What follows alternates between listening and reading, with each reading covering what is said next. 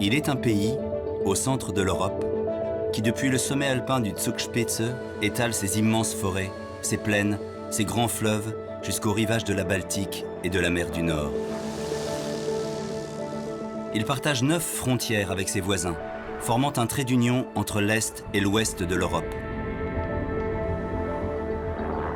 Quatrième puissance économique mondiale et première en Europe, l'Allemagne s'est lancé un nouveau défi, allier puissance industrielle et respect de la nature. À l'aube du XXIe siècle, c'est le paysage d'un pays tout entier qui est en train de se transformer.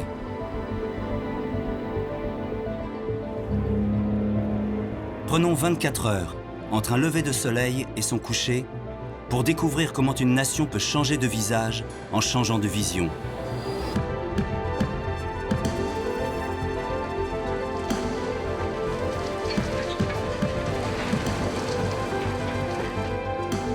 « 24 heures pour comprendre comment les Allemands conçoivent l'avenir de leur pays, réunifié depuis 25 ans seulement. »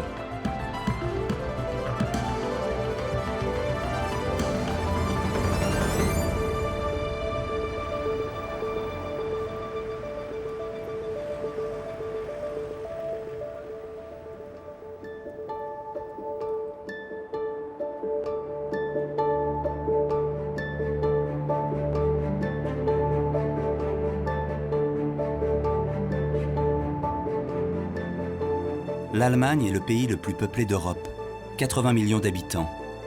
Les lumières qui brillent sont celles de Hambourg, Munich, Stuttgart, Leipzig, Francfort, Cologne et bien sûr Berlin, la capitale actuelle. Au total, 11 métropoles autrefois capitales d'États indépendants et rivaux entre eux. Aujourd'hui, pôles urbains qui éclairent un territoire autant industrialisé que décentralisé. Notre voyage commence au cœur de la nuit. Un flux incessant irrigue le nord-ouest de l'Allemagne. C'est la région de Hambourg, où le géant économique de l'Europe garde ouvert 24 heures sur 24 son seul accès naturel à la mer du Nord et au-delà à son commerce avec le monde. Il est 2 heures du matin à Brunsbüttel. Dans le centre de contrôle de l'embouchure du fleuve Elbe, 4 hommes ne dorment pas. Ce sont les pilotes du port de Hambourg. Cette nuit, ils ont rendez-vous avec le Magellan, un porte-container de 365 mètres.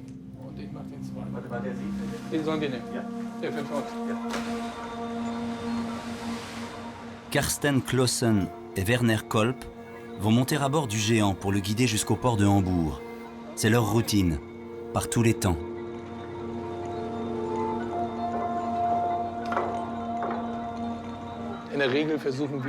Normalement, nous essayons d'éviter toute possibilité de situation délicate. C'est notre métier. Plus les navires sont grands, plus leur navigation demande de la concentration.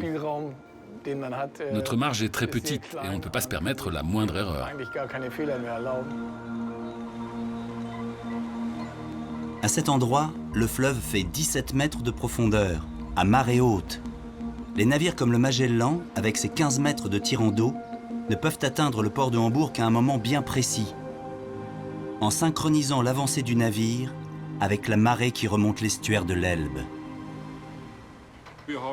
Ici, nous avons à peu près 2 mètres d'eau sous la quille. Ça devrait être suffisant. En ce moment, on se laisse porter par la marée qui monte vers Hambourg. On peut l'imaginer comme une véritable vague qui remonte la rivière. Nous sommes, pour ainsi dire, sur son point le plus haut. Et nous allons surfer jusqu'à Hambourg. 160, please. 160. Au petit matin, le Magellan arrive en vue du port de Hambourg.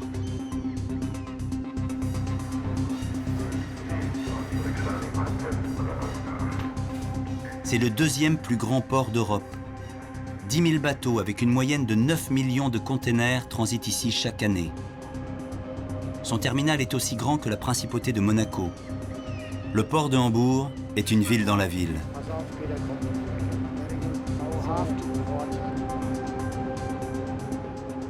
Il est 7 heures ce matin, quand le Magellan est enfin amarré à son quai de déchargement.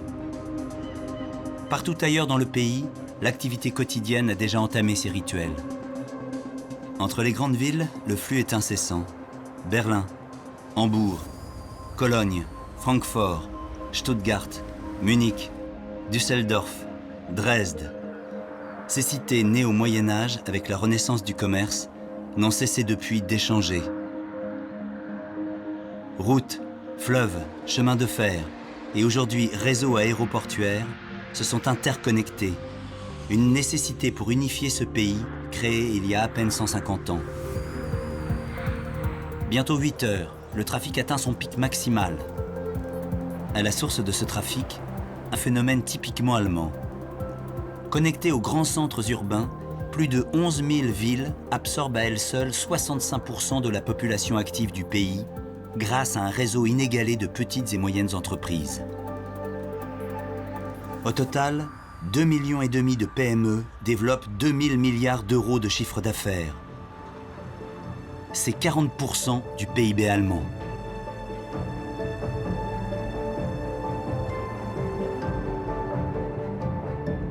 Il est 9 heures.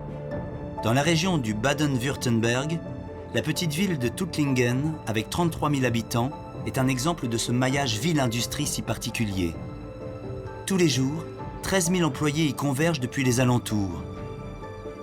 Ces tranquilles rangées de maisons recèlent une réalité étonnante.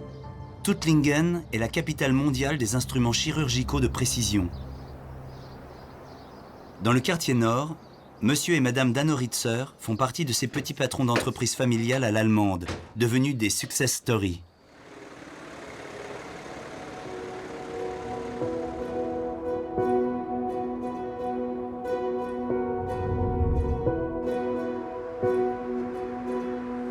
Il y a 400 entreprises à Tuttlingen qui fabriquent toutes des outils de chirurgie. Chacune vit grâce à son hyper-spécialisation. Dans ce quartier, il n'y a que des fabriques d'instruments chirurgicaux. Là, l'immeuble c'en est une. En face, il y en a une autre. Et ici encore.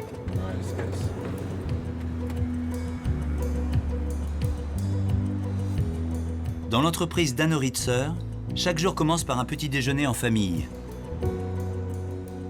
Préserver la cellule familiale est une priorité. Mais les apparences sont trompeuses. La PME a bel et bien une envergure internationale. Julian, notre fils, prépare les processus de fabrication. Il s'occupe aussi des achats. Lynn s'occupe du marketing. Nous venons de créer, enfin j'espère, un super webshop.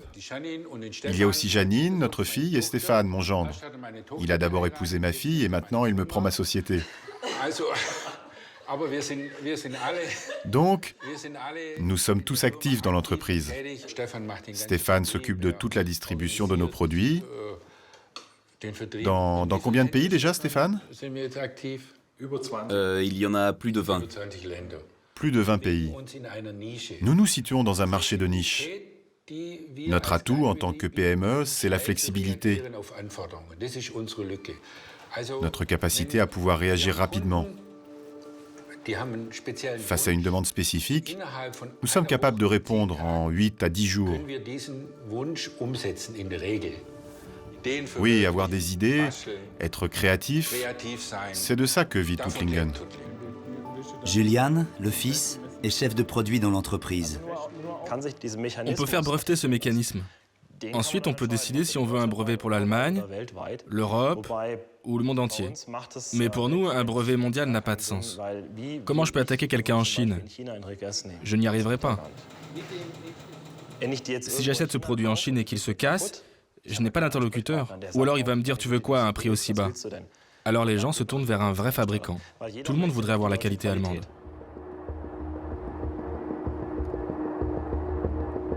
Il est 9h30. L'activité du pays tourne maintenant à son rythme de croisière. Pour accompagner son développement économique et industriel, l'Allemagne a développé à partir des années 60 un parc de production nucléaire. 50 ans plus tard, l'éveil des consciences aux réalités environnementales pousse le peuple allemand à faire un choix radical, l'abandon définitif du nucléaire. Philipsburg, Biblis, Stade, Emsland, Brockdorf. Il y a 10 ans encore, ces réacteurs produisaient un quart des besoins énergétiques du pays. Aujourd'hui, ils sont peu à peu abandonnés. L'objectif est qu'en 2030, la moitié des besoins en électricité du pays soit couvert par les énergies renouvelables. Fer de lance de cette transition énergétique, l'éolien. Avec une première installation en 1983, l'Allemagne compte aujourd'hui 25 000 éoliennes disséminées dans tout le pays. Pour accroître sa production, l'Allemagne s'est tournée vers la mer du Nord, là où les vents sont les plus réguliers.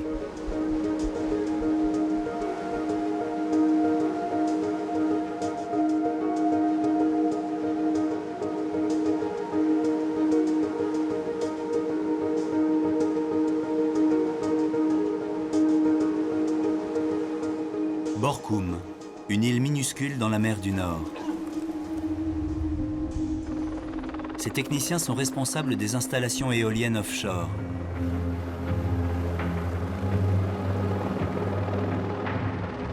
Ce matin, malgré une mauvaise météo, ils doivent effectuer une vérification sur des éoliennes. Les interventions sont fréquentes, une fois par semaine minimum, et toujours urgentes. Le parc éolien de Riffgat est situé à 10 km au large. Riffgat est un exploit technologique. Ces géants de 90 mètres de hauteur ont poussé du sol marin en pleine mer, et pas une des plus calmes. Irina Lucke est l'ingénieure en charge du parc éolien. Riffgat a été son premier grand projet de ce type. Elle ne cache pas sa fierté quand elle regarde tourner les éoliennes, dont les pales font 120 mètres de diamètre. Si vous regardez autour de vous, c'est tout de même impressionnant. Je me réjouis à chaque fois de voir des centrales électriques aussi grandes, aussi puissantes, qui produisent de l'énergie propre. Leur vue en dérange certains et je sais qu'on les traite d'asperges, mais personnellement, je préfère regarder des éoliennes que des centrales nucléaires ou au charbon.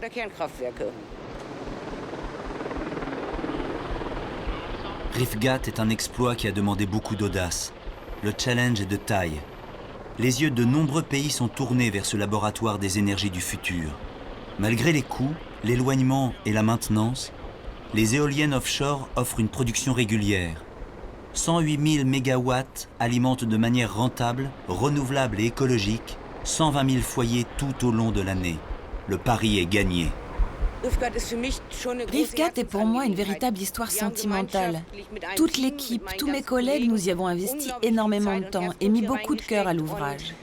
On a tous considéré ça comme une véritable mission, parce que c'est un travail auquel nous croyons très fort et que nous l'avons fait au sein d'une équipe dans laquelle des amitiés sont nées. 10 heures. L'équipe d'Irina vient de terminer une première intervention. À l'autre bout du parc, une autre éolienne attend son tour.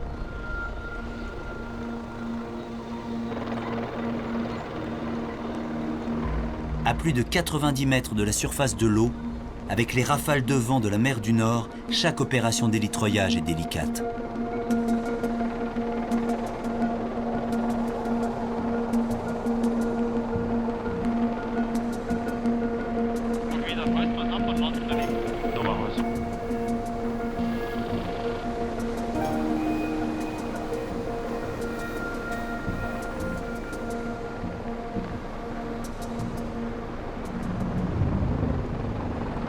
Je pense qu'on s'est fait remarquer avec Riffgat parce que nous avons construit un parc éolien entier dans un temps très court, dans le calme, sans tapage.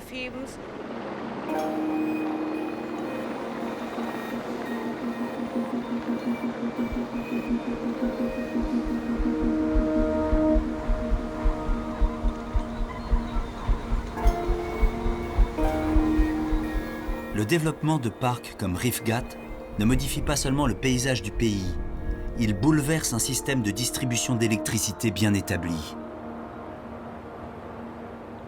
Depuis la réunification, en 1990, 4 opérateurs se sont partagés le territoire, assurant la répartition d'électricité à grande échelle.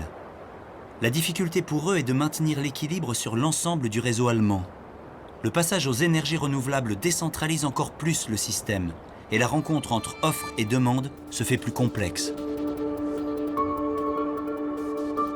Aujourd'hui, l'Allemagne voit se développer une multitude d'acteurs locaux qui ont décidé de voler de leurs propres ailes en termes d'énergie.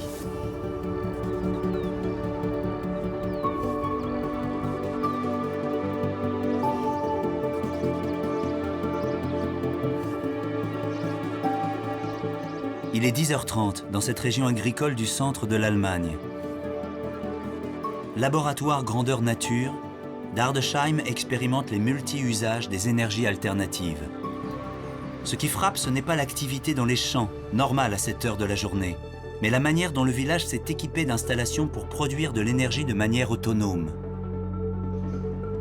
En 1995, Dardesheim est devenue autosuffisante en électricité. Grâce à des panneaux photovoltaïques en quantité et surtout grâce à cette ferme éolienne installée sur la colline dominant le village. Ces installations produisent environ 120 millions de kilowattheures, soit 40 fois plus que les besoins du village. Dardesheim semble indiquer l'avenir. Des systèmes autogérés, locaux, autosuffisants et en même temps connectés au réseau national. Mais depuis l'annonce de la sortie du nucléaire en 2011, l'énergie qui connaît la plus forte progression, c'est le solaire. À Kapfenberg, en Bavière, Sepp Keil est agriculteur. Il a commencé à installer des panneaux photovoltaïques en 2008. Je rêvais de produire une grande quantité d'électricité grâce au photovoltaïque, beaucoup d'énergie renouvelable, et bien sûr, gagner de l'argent avec, et si possible, beaucoup. Mais ce rêve de devenir un vrai fournisseur d'énergie m'est seulement venu avec la deuxième installation. Là, j'ai pensé que ça allait marcher. Ce ne serait pas seulement une installation, mais une entreprise supplémentaire.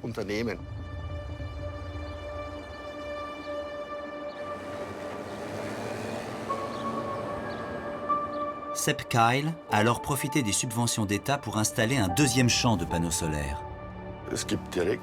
L'idée, c'est d'accéder directement aux clients. Des panneaux solaires sont installés près des zones d'activité pour les alimenter immédiatement en électricité.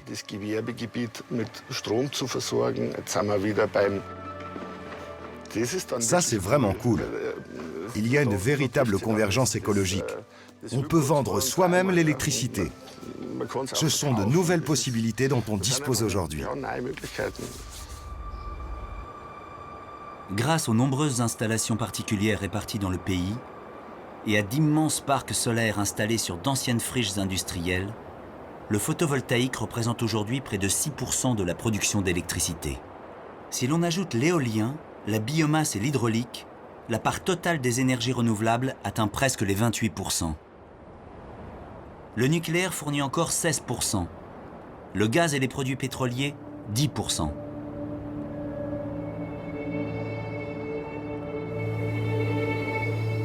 Reste une ressource que le pays possède en quantité, le charbon.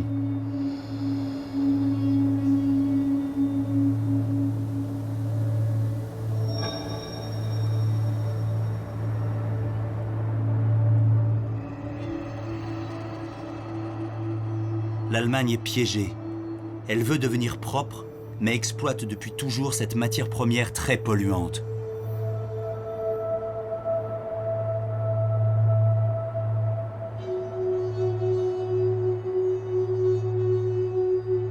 À une cinquantaine de kilomètres au nord-ouest de Cologne, Garzweiler est une gigantesque mine à ciel ouvert.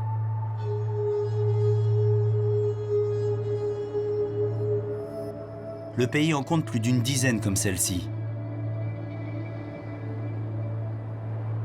Il est 11h ce matin.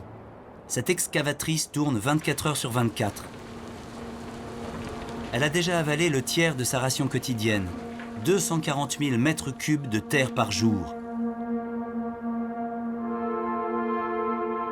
Les excavatrices de Garzweiler ont déjà englouti plusieurs villages, hameaux et autoroutes.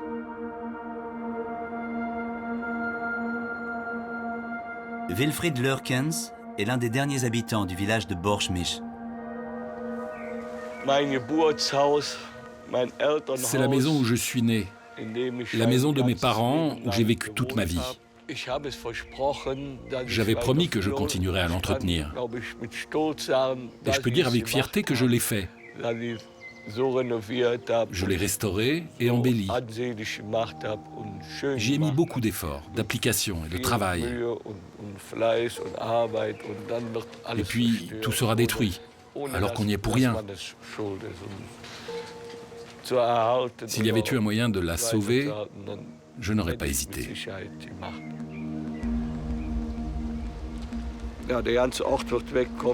Tout le village va disparaître. Il ne restera plus un arbre, pas un arbuste. Rien ne sera épargné. Il n'y aura plus qu'un grand trou.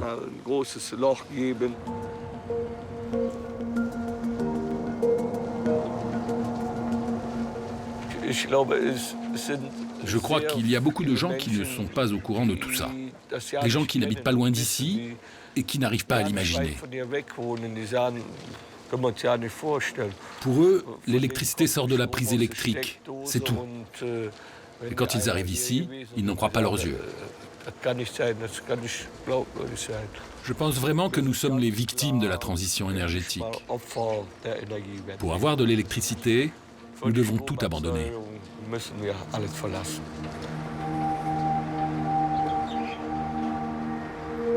Chaque kilowatt d'électricité consommée dans le pays rapproche toujours plus la vieille maison de Wilfried de sa fin programmée.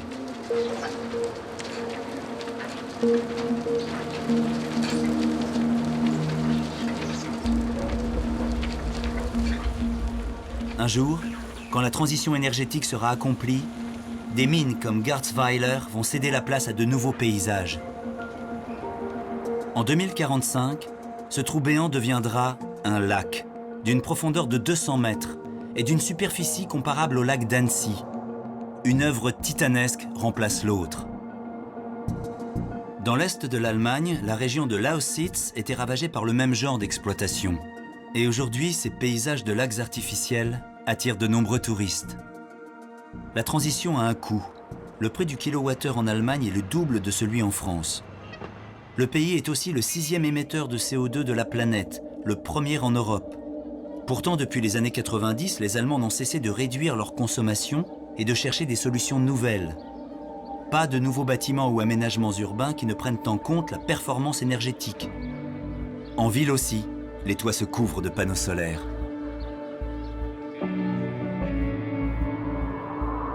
Sensible à l'écologie, l'attachement des Allemands à la nature est l'une des sources de leur adhésion massive à la transition énergétique.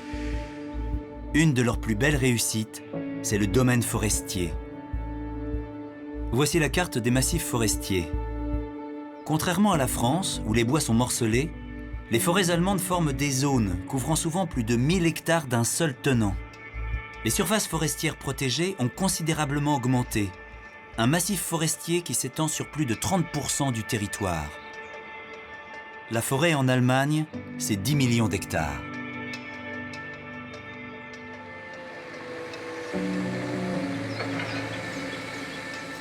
Jusqu'aux années 80, les forêts allemandes étaient surtout des monocultures de résineux. L'abattage était massif et systématique, et les effets néfastes pour l'équilibre écologique.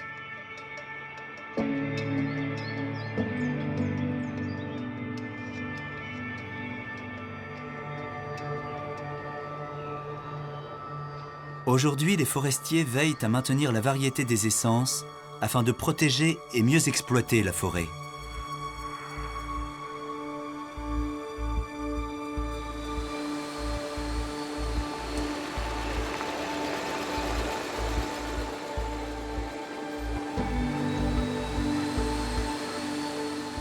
Il est midi dans cette forêt au nord de la Bavière. Bien. À l'arbre suivant.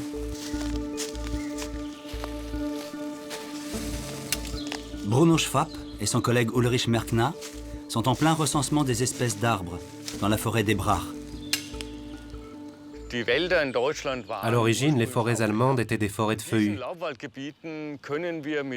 Dans nos régions, on peut préserver sans trop de peine ces forêts anciennes composées de chênes, de hêtres, d'érables, de frênes. On peut les exploiter, mais en même temps, ces arbres garantissent la biodiversité dans ces bois. Et ici, dans la Steigerwald, nous avons aujourd'hui plus de réserves de bois que nous n'en avons jamais eues depuis 400 ou 500 ans.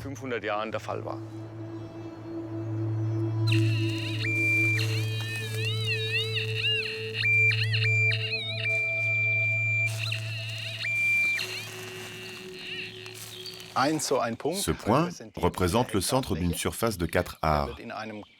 Ici, on répertorie, on mesure et on compte tous les arbres dans un rayon de 500 mètres carrés. Puis on entre les données dans un logiciel de calcul spécialisé.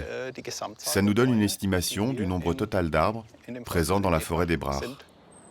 Grâce à des balises GPS au sol, Bruno Schwab enregistre la position précise de chaque arbre, l'état du tronc, son épaisseur, sa hauteur. 32,50 mètres. Ces inventaires systématiques sont effectués tous les 10 ans à travers tout le pays. C'est ainsi qu'on connaît les 8,3 milliards d'arbres des forêts allemandes. Pour Ulrich Merkna, le garde forestier du domaine, ces données sont essentielles. Cet inventaire est très important. Il nous permet de savoir que nous ne coupons pas plus d'arbres qu'ils n'en repoussent. C'est notre baromètre de développement durable. Aujourd'hui, la forêt allemande se porte mieux que jamais. Cette gestion optimisée des exploitations forestières permet à l'Allemagne de disposer d'une ressource abondante, 1,5 fois supérieure aux exploitations françaises. Le pays sait qu'il possède une réserve de 3,4 milliards de mètres cubes de bois, le record en Europe.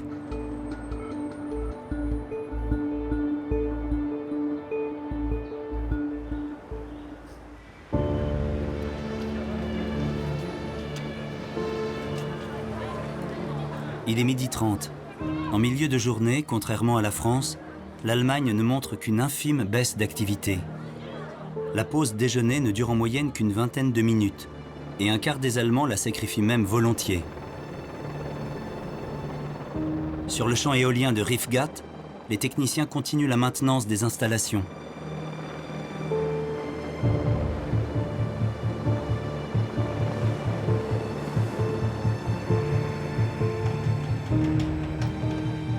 Dans les entreprises, les équipes du matin passent la relève à celles de l'après-midi. Dans le port de Hambourg, le déchargement du Magellan bat son plein. Pas le temps de manger pour Ilya Bačić, le capitaine du Magellan. Il est descendu à quai pour assister au bon déroulement des manœuvres. Aujourd'hui, nous avons 3600 containers à décharger, 1200 à prendre, et tout cela sera prêt pour demain à 6 heures.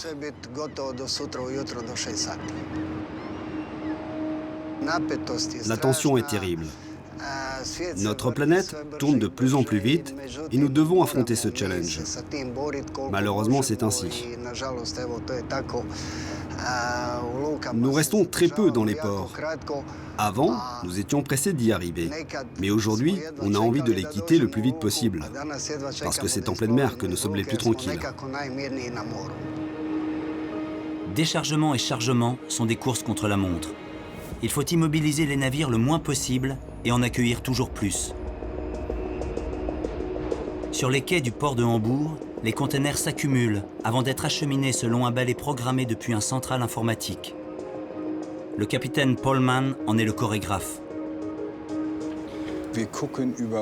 Nous prévoyons 4 jours à l'avance quels sont les navires qui arrivent, lesquels partent, quelles sont les restrictions selon les différents secteurs.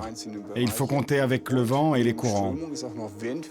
Tout ça doit être évalué pour planifier le trafic en toute sécurité. C'est un processus d'une très grande précision. Si des informations erronées ou des problèmes techniques causent un retard quelconque, il faut que l'ensemble du système puisse réagir.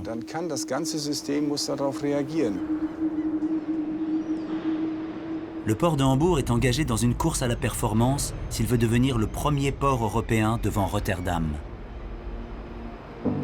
Il faut acheminer ces milliers de tonnes de marchandises le plus rapidement possible dans tout le pays et le reste de l'Europe.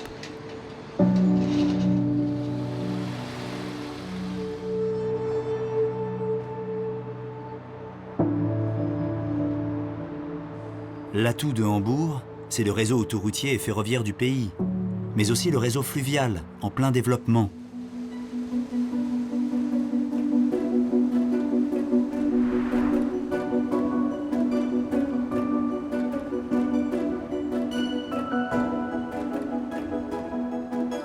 L'Allemagne possède 7400 km de voies fluviales connectées entre elles.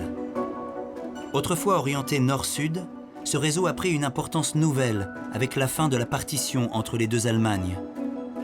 Le Mittellandkanal et ses 325 km de voies fluviales est la pièce maîtresse de cette interconnexion entre l'ouest et l'est de l'Europe, le Rhin, l'Elbe et le Danube.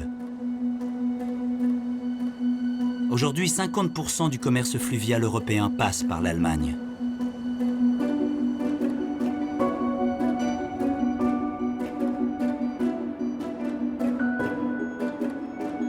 « 14h30.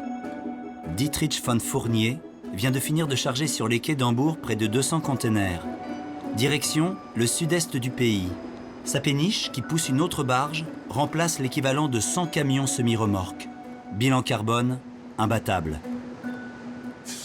Cela fait 12 ans que je transporte des containers. Avant, je transportais tout, du blé, de l'engrais, de la ferraille, du charbon, tout ce qui se transporte par péniche. Il y a encore un taux de croissance assez fort dans le secteur du container. On a senti un net développement en quelques années.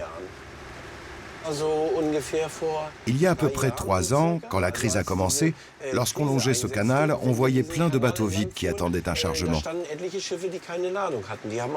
Et spécialement sur le Rhin, dont on peut dire que tout le reste dépend, en fin de compte. La situation de l'emploi a été très mauvaise pendant un temps.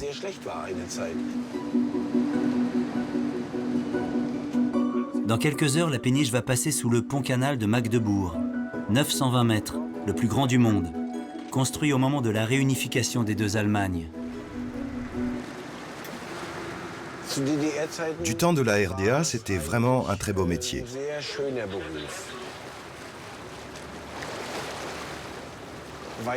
Parce que ça avait encore un petit côté romantique, et puis c'était bien plus tranquille que maintenant.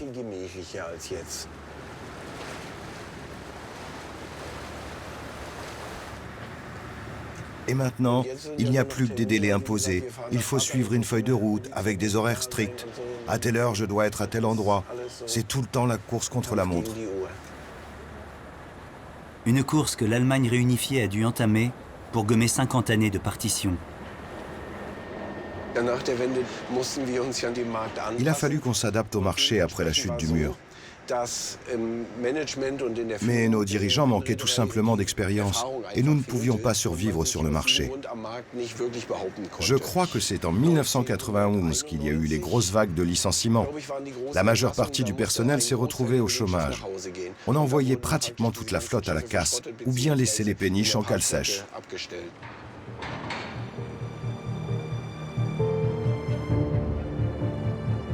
À l'époque, le contraste est fort entre les deux Allemagnes. À l'ouest, 60 millions d'habitants, une économie de marché ouverte sur le monde, 8 fois plus importante que celle de sa voisine, l'Allemagne de l'Est, son économie centralisée et ses 16 millions d'habitants.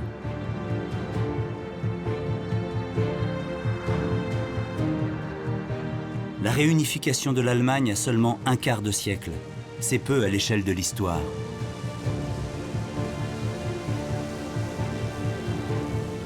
Pour mesurer le chemin parcouru, le géographe Rüdiger Glasser propose de prendre de la hauteur. 15 heures, aéroport de Modlareuth, à 300 km au sud-ouest de la capitale, là où les traces de l'ex-frontière sont les plus visibles. On voit très bien ici le tracé de l'ancienne frontière. Il y a encore quelques miradors et des clôtures qui restent. À l'époque des deux Allemagnes, le mur qui séparait l'Est et l'Ouest s'étendait sur 1400 km, de la Baltique à la Tchécoslovaquie. Mais pour l'essentiel, l'ancien no man's land qu'on appelle couloir de la mort a été aujourd'hui transformé en zone verte protégée. Modlareuth est aujourd'hui un site touristique, mais aussi un réservoir de biodiversité. Évidemment, c'est vraiment très beau, symboliquement, que ce corridor fatal de l'ancien rideau de fer se soit métamorphosé en un biotope précieux pour l'écologie. En dehors de ce corridor de biodiversité, la structure même du paysage est différente dès que l'on survole l'ex-RDA. Ici, sur le territoire de l'ex-Allemagne de l'Est, on voit d'abord que la structure du paysage n'est pas la même qu'à l'ouest. On a des champs de grande surface hérités de l'organisation des coopératives agricoles et de la collectivisation. Cela se distingue très clairement du paysage plus morcelé qu'on trouve à l'ouest.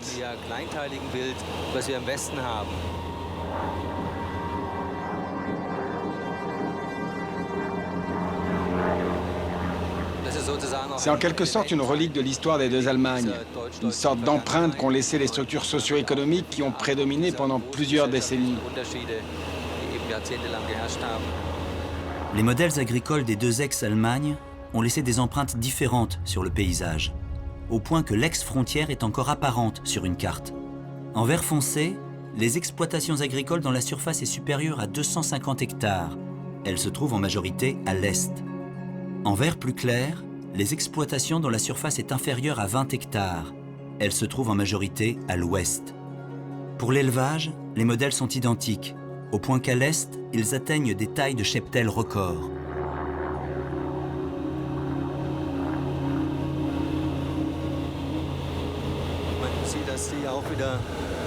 Ces vieilles coopératives agricoles ont été transformées en exploitations agro-industrielles modernes. Les élevages de poulets et de porcs sont extrêmement importants par ici. L'Allemagne produit aussi pour le marché mondial et exporte des produits agricoles en quantité importante. Ces grandes structures s'y prêtent bien. Dans ces bâtiments, pas moins d'une douzaine de milliers de poulets en élevage intensif. Plus loin, des porcheries de plus de 6000 têtes. Ce qui est particulièrement intéressant ici, c'est qu'une exploitation aussi énorme soit implantée en plein milieu d'une forêt.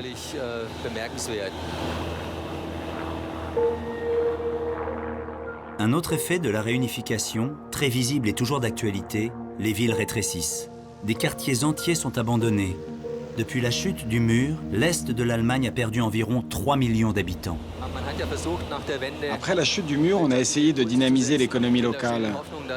On espérait aussi attirer les entrepreneurs qui pourraient venir renforcer la structure économique. Mais ça n'a rien donné. Les gens sont partis en grand nombre s'installer à l'ouest ou dans le sud.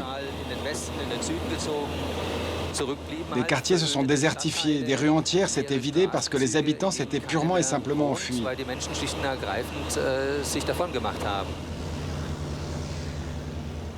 Ces barres d'immeubles, les Plattenbauten, faisaient la fierté de la RDA.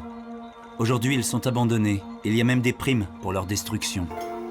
Voici la carte d'évolution de la population des villes depuis la chute du mur. En bleu, toutes les villes du pays y sont représentées. Voici en rouge les villes qui grossissent, en noir les villes qui diminuent. Depuis la réunification, les villes des nouveaux Länder perdent des habitants. Sous l'effet conjugué de restructuration économique et de soldes migratoires déficitaires, on assiste à un phénomène de rétrécissement urbain.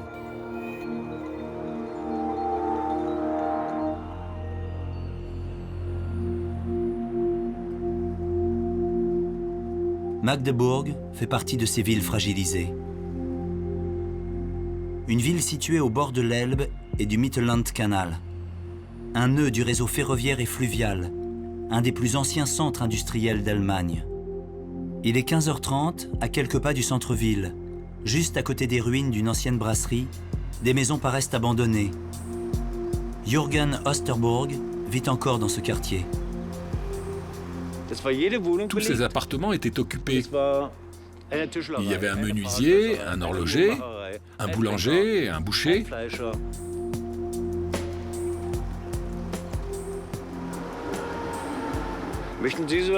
Vous aimeriez acheter un immeuble comme celui-ci? Si on vous le proposait pour 1 euro, les trois là, disons, vous feriez quoi?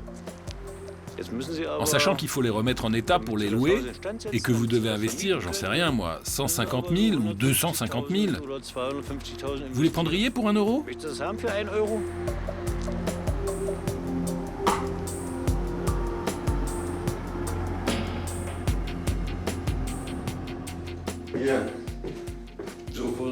Ça se passait comme ça à l'époque.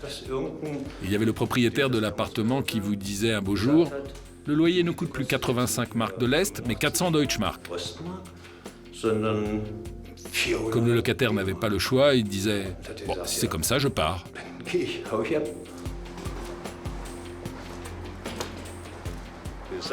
C'est une belle terrasse pour faire des barbecues et se reposer. Le soleil se couche là-bas. On peut s'asseoir et se dire, voilà, tout va bien.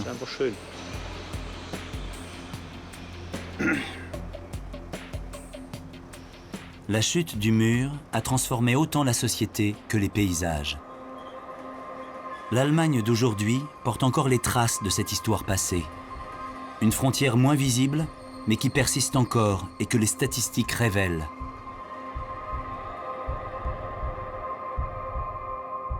Revenu moyen par an, du plus clair au plus foncé, on passe de 33 000 à 43 000 euros. Taux de pauvreté en pourcentage de la population, du plus clair au plus foncé, on passe de 14,5 à 19,2%. La frontière est toujours présente.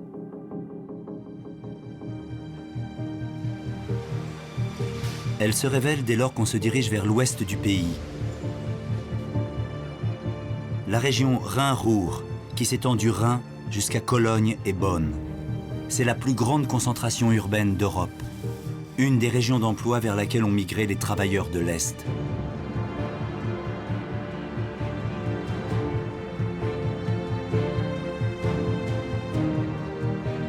Un peu plus à l'est, au centre de l'Allemagne réunifiée, au bord du Mittellandkanal, Wolfsburg.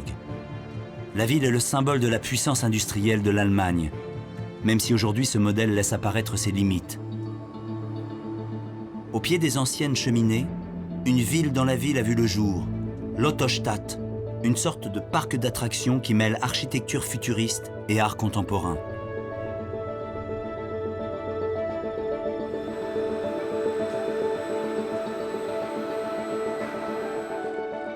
L'usine est pensée comme un véritable temple de l'automobile.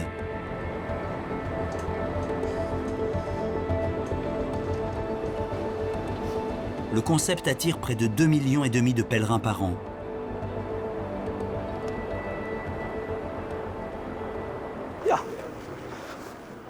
Voici votre nouvelle Golf GTD.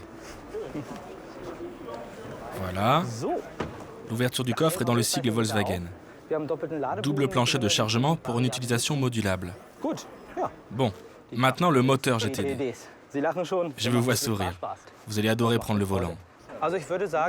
La voiture tient une place très importante d'après moi. Pour beaucoup, elle représente l'achat le plus cher dans la vie après la maison. Ils en rêvent. Ils font des économies, donc lorsque le véhicule leur est livré dans cette ambiance merveilleuse, ce moment doit être presque parfait. Monsieur, mettez-vous à côté. Merci beaucoup. Will da oben rein mal sehen, wie es macht. Ich will ja gut sein, auch wenn's nicht immer klappt. Lauf durch die Straßen im Winter, verteil Schuhe. Aujourd'hui, le planning prévoit de reproduire cette ambiance chaleureuse 600 fois.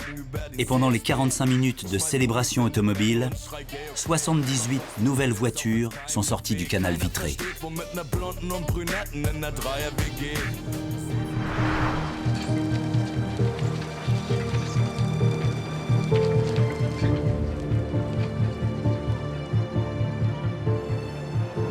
17 heures. À cette heure-ci, nombreux sont les Allemands qui terminent leur journée de travail.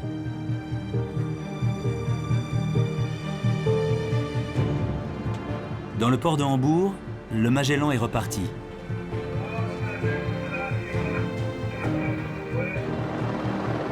À Stuttgart, nouvelle heure de pointe sur les autoroutes. Conscients de leur impact environnemental en utilisant l'automobile, de plus en plus d'Allemands repartent aujourd'hui du travail à vélo.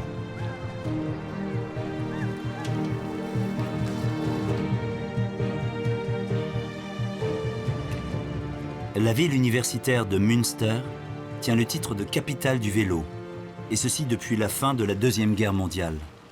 Au centre, un parking pour vélo de 3000 places, véritable nœud névralgique d'une nouvelle mobilité, multimodale, écologique, responsable. Un modèle à suivre, simple et efficace. À Münster, cette fin d'après-midi est synonyme d'un pic de circulation à vélo. Michael Milde est responsable de la planification de la circulation urbaine. Dans cette ville, on compte 1300 cyclistes blessés chaque année. Les problèmes viennent d'une part de ce que 38% de la circulation se fait à vélo et que nous avons 500 000 vélos à Münster. Tous ne circulent pas tous les jours, mais nous avons tout de même 500 000 trajets par jour. Aux heures de démarrage et de fin des cours scolaires et universitaires viennent s'ajouter les heures de pointe des voitures. Et justement, à ce moment-là, nous sommes au maximum de nos capacités pour la circulation des vélos. On constate qu'ici, ceux qui prennent leur vélo veulent toujours l'avoir avec eux. Du coup, ils sont fréquemment déposés en surnombre à des endroits où ils gênent les piétons, les parents avec leurs poussettes ou les handicapés. Cela peut se régler par des infrastructures telles que des aires de stationnement, mais il faudrait aussi exiger que les gens fassent preuve d'un peu plus de civisme. Il est 17h30. Partout dans le pays, la fin du travail ne signifie pas la fin de la journée. La tradition allemande, c'est aussi l'art de vivre ensemble. À Berlin, ces retrouvailles et ce farniente en commun a trouvé le plus beau des lieux d'expression. L'ex-aéroport de Tempelhof, désaffecté en 2008. On y célèbre aujourd'hui une nouvelle conception de la démocratie à l'allemande. En fin de service depuis 17 ans, l'aéroport a une surface plus grande que celle du Central Park de New York, 350 hectares en pleine ville. Projets et propositions se succèdent, grande bibliothèque nationale, espaces commerciaux, habitats sociaux. À Berlin, rien n'est comme ailleurs. L'ancien aéroport sera un immense espace de liberté, populaire et accessible.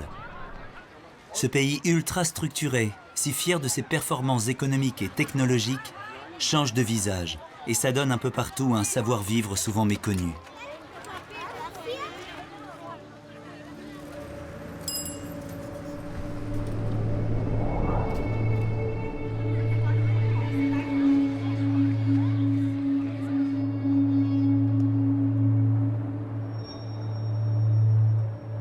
Il est 19h et les Berlinois profitent de leur fin de journée. À l'autre bout de la ville, la biologiste Milena Stilfried s'aventure dans les sous-bois du quartier de Grunwald. C'est l'heure idéale pour observer les animaux sauvages. À l'échelle du pays, la faune sauvage fait son retour, profitant des nombreuses zones protégées. À Berlin, c'est le sanglier qui vient jusqu'au cœur de la ville. Il profite des espaces verts immenses, jouant des tours aux autorités et aux riverains. Au bureau de surveillance des sangliers de Berlin, Dirk Ehlert gère les appels d'urgence. Les sangliers se trouvent surtout dans les zones excentrées de la ville. Mais très souvent, ils parcourent les axes verts, le long de l'Aschpree ou les grandes surfaces boisées. Et on peut en rencontrer jusque dans le centre-ville. Mon travail consiste à faire prendre conscience à la population que même si bien sûr il n'y a pas de risque qu'un sanglier pénètre dans la maison, il peut arriver qu'on en trouve un devant sa porte. Il ne faut pas paniquer. Il est 19h30. Milena Stilfried a rejoint Dirk. Les sangliers commencent à sortir pour la nuit. Nous avons un signal très fort. Ils doivent être là derrière. Là, il y en a un. Ils nous regardent. Ici, il y en a un deuxième. Milena et Dirk ont posé des colliers radioémetteurs à certaines grandes femelles. Ils peuvent ainsi suivre leurs errances nocturnes à la recherche de nourriture. En traitant ces informations géolocalisées, ils estiment que 5000 sangliers vivent à Berlin en permanence. Nous avons besoin de la nature. Nous devons comprendre davantage cette nature. C'est peut-être uniquement grâce à ça que nous réussirons mieux dans le monde moderne et que nous accomplirons ce qui nous paraît important. Il est 22 heures. À la suite de la chute du mur, des artistes du monde entier ont convergé vers Berlin. C'est ici que se sont forgés bon nombre de mouvements musicaux avant-gardistes. Plus que jamais ville cosmopolite, Berlin est aujourd'hui devenue la capitale européenne de la fête. À ce moment-là, le pays a besoin d'énergie. Nouveau pic de consommation électrique. À Garzweiler, les excavatrices continuent leur labeur.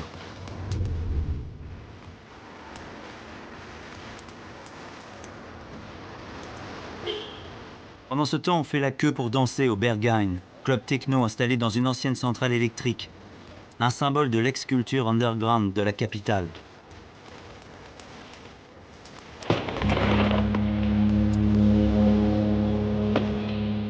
Il est minuit au cœur de l'Europe. Un jour en Allemagne. Un pays qui achève sa réunification et s'engage aujourd'hui dans une transition énergétique sans précédent. Un pays qui dessine les contours de développements à venir et n'en finit jamais de se métamorphoser.